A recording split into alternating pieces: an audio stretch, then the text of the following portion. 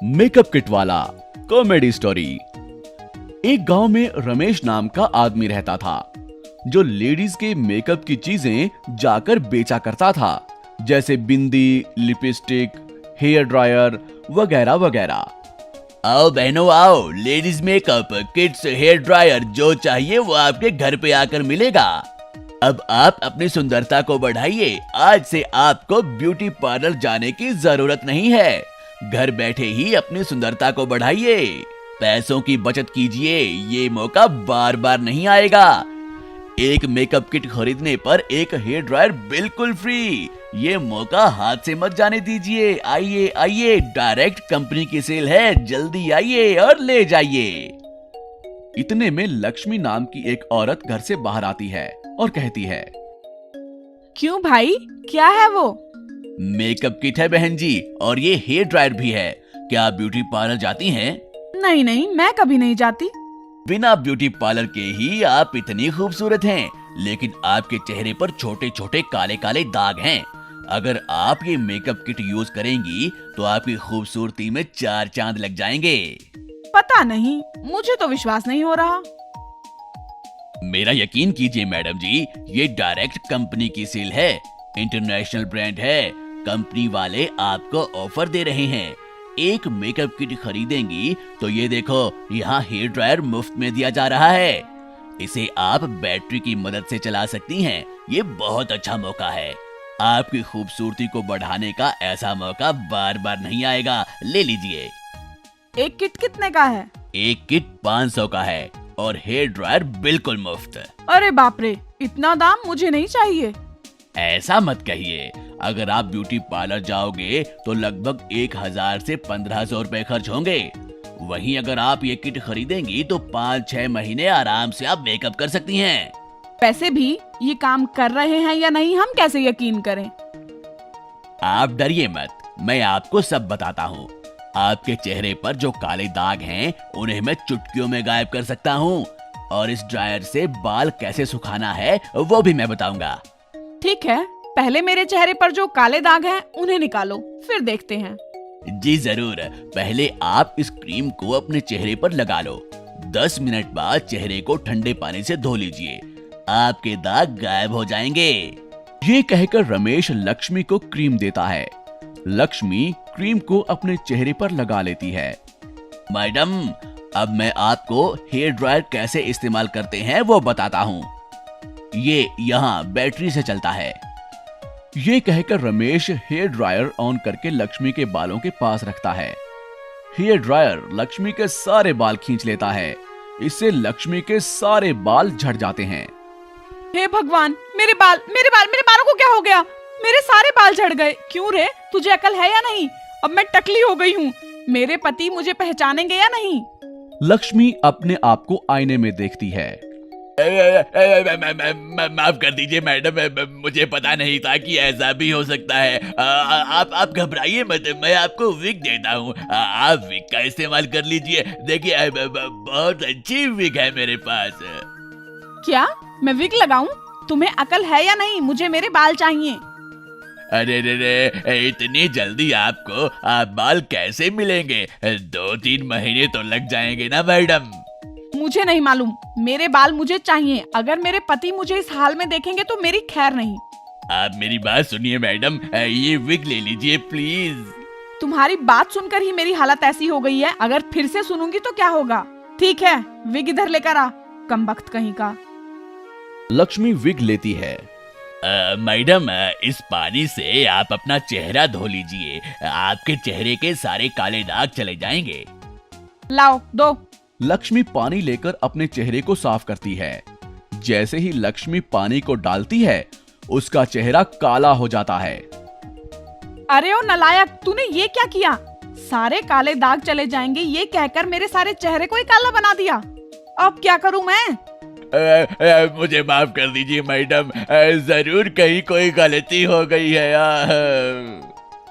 इतने में लक्ष्मी का पति राजेश वहां आता है। अरे, ये क्या हुआ? तुझे मेकअप किट के बारे में कुछ पता भी है या नहीं, या वैसे ही कहीं से भी मेकअप किट उठा कर ले आया? नहीं सर, ये नया ब्रांड है, अच्छा काम करेगा कहकर मुझे ट्रेनिंग दी गई थी, इसलिए इन्हें बेचने में मैं यहाँ आया। ऐसा कुछ हो जाएगा मैंने सोचा भी नहीं था सर, मुझे माफ कर दीजिए सर। लक्ष्मी, तुम मेरी बात क्यों नहीं सुनती? तुम बहुत खूबसूरत रहती हो, तुम्हें मेकअप किट की जरूरत ही नहीं है। मेरी बात नहीं सुनने का नतीजा देखा तुमने, तुम्हारी खूबसूरती भी चली गई और बाल भी। मुझे माफ कर दीजिए, अगली बार मैं इन चीजों के नाम भी नहीं लूंगी। पहले मुझे हॉस्पिटल लेकर जाइए, चेहरा जल रहा है मेरा सारा। अगली बार ऐसी घटिया चीजें मत बेचना, भागो यहाँ से। ये सुनकर रमेश वहां से चला जाता है। तो दोस्तों, ये कहानी हमें बताती है कि बिना जानकारी के हमें कोई भी चीज इस्तेमाल नहीं करनी चाहिए, उसका नुकसान ही होता है। और वो कहते हैं ना, सस्ता रोए बार बार, महंगा रोए एक बार। आपको हमारी ये कहानी कैसी लगी हमें कमेंट बॉक्स में जरूर बताएं। और यदि आप ऐसी ही और भी कहानियां सुनना चाहते हैं तो हमारे चैनल को सब्सक्राइब जरूर करें। शुक्रिया। मैं कौन हूं? एक गांव में सोमेश नाम का एक आदमी रहता था। वो बहुत ही डरपोक और शांत स्वभाव का था। बचपन में ही उसके माता पिता का देहांत हो गया था। वो अपने दादाजी के पास पला बढ़ा। उसके दादाजी खेत में तरह तरह की सब्जियां उगाते थे और सोमेश उन्हें पास के शहर में ले जाकर बेचता था। इस तरह दिन गुजर रहे थे। फिर सोमेश की शादी हो गई और शादी के ठीक 1 साल बाद दादाजी का निधन हो गया।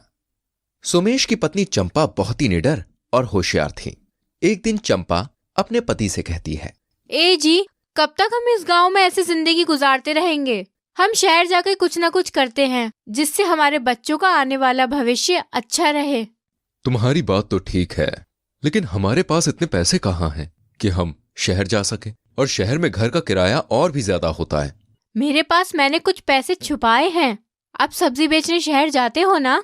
सब्जी बेचते आते वक्त सस्ते में किराए का मकान देख लीजिएगा। अगले दिन सोमेश सब्जी बेचकर मकान ढूंढने निकलता है। बहुत ढूंढने के बाद उसे एक पुराना मकान दिखाई देता है। सोमेश वहां जाकर दरवाजा खटखटाता है। एक बूढ़ी औरत दरवाजा खोलती है और सोमेश से पूछती है, कौन हो तुम? क्या चाहिए? सोमेश कहता है, मैं घर की तलाश में निकला हूं। आपके घर में कोई हिस्सा किराए पर है क्या? वो बूढ़ी औरत सोमेश को देखते हुए कहती है, मैं मकान किराए पे नहीं देना चाहती, बल्कि मैं बेचना चाहती हूँ। मेरा बेटा दूसरे गांव में है। मैं अपना मकान बेचकर अपने बेटे के पास जाना चाहती हूँ। मुझे बस तुम 50,000 रुपए दे दो, मैं मकान तुम्हें बेच दूंगी। सोमेश कहता है, मेरे पास इतने पैसे नहीं हैं कि मैं मकान खरीद सकूं। क्या मैं मकान देख सकता हूं? हाँ, आओ, अंदर आओ बेटा। मकान बहुत बड़ा था। सोमेश को बहुत पसंद आया। वो बूढ़ी औरत से कहता है, कल मैं अपनी पत्नी को लेकर आता हूं और उसे ये मकान दिखाता हूं। अगर उसको पसंद आ गया तो मैं इसको खरीद लूंगा। सोमेश घर जाकर बीवी को सारी बात बताता है और उसे उस मकान में लेकर आता है। चंपा और सोमेश दोनों को मकान बहुत पसंद आता है और वो अपने खेत बेचकर उस मकान को खरीद लेता है।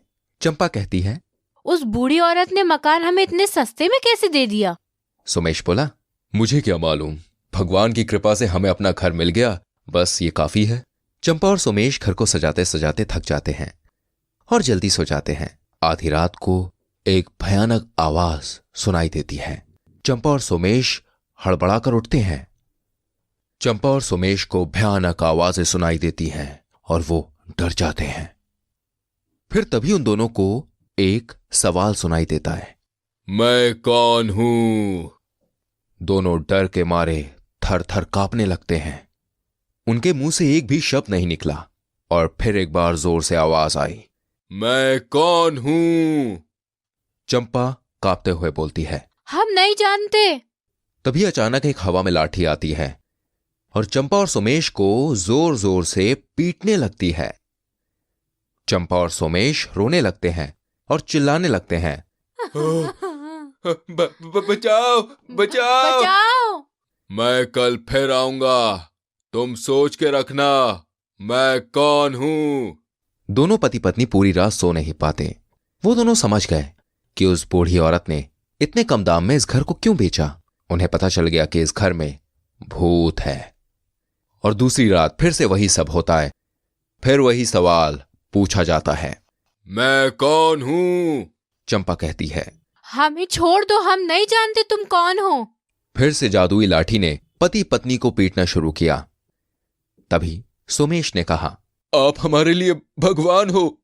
फिर भी उस आवाज ने उन्हें परेशान किया और फिर से कहा, मैं कल फिर आऊंगा, तुम सोच कर बताना मैं कौन हूं।